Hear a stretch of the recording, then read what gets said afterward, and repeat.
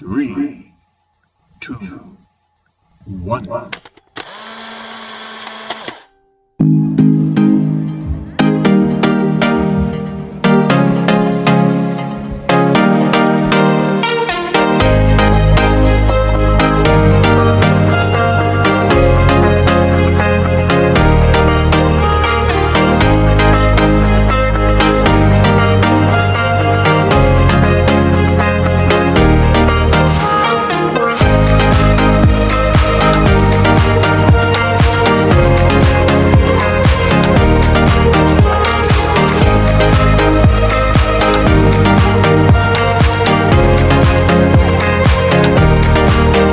Memiliki visi TML itu adalah terkait dengan inklusivitas, penerimaan tanpa batas daripada individu autistik.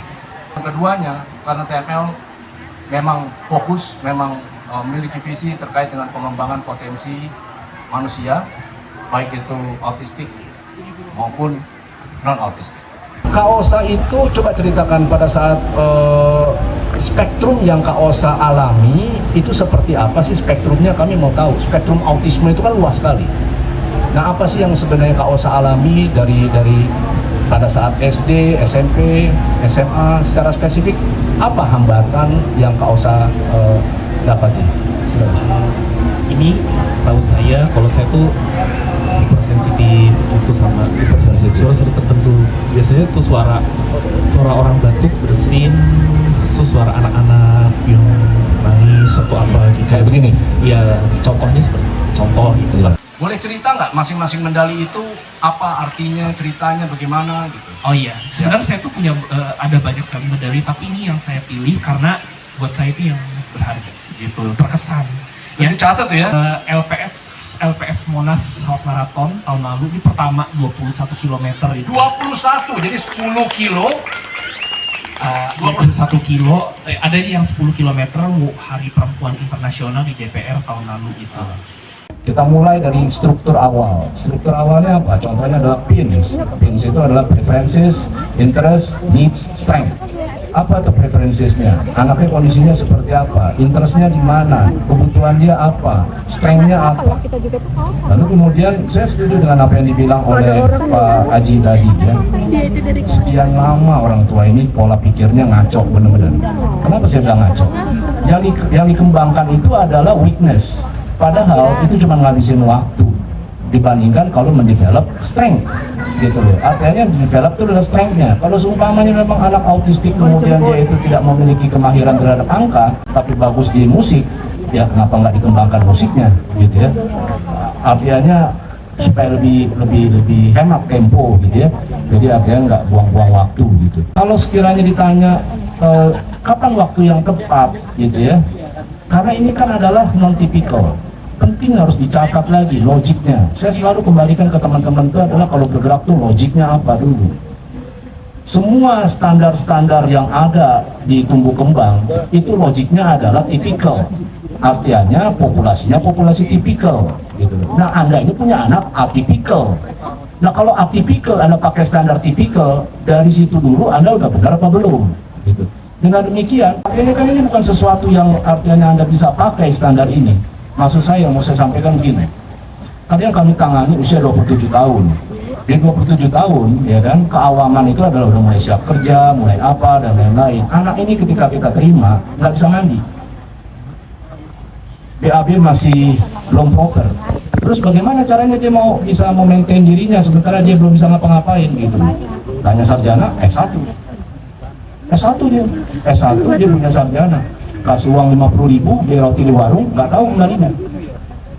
Maksudnya artinya yang saya mau sampaikan, jadi kita harus bergeraknya itu adalah nomor satu harus punya kerangkanya, pinsnya jelas dulu.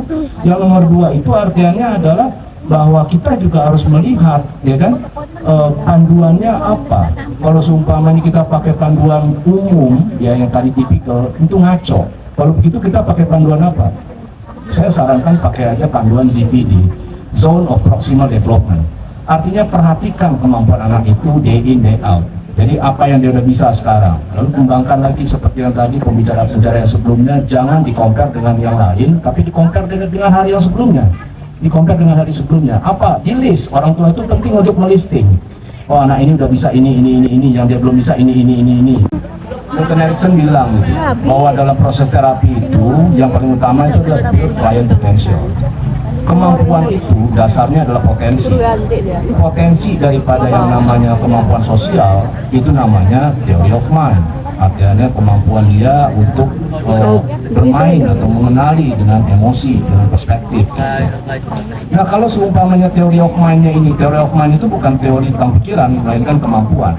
Nah, kalau kemampuan theory of mind ini dia tuh lacking, dia tuh nggak ada, lalu kemudian dimasukkan ke sekolah supaya artiannya dia itu bisa memunculkan itu, salah.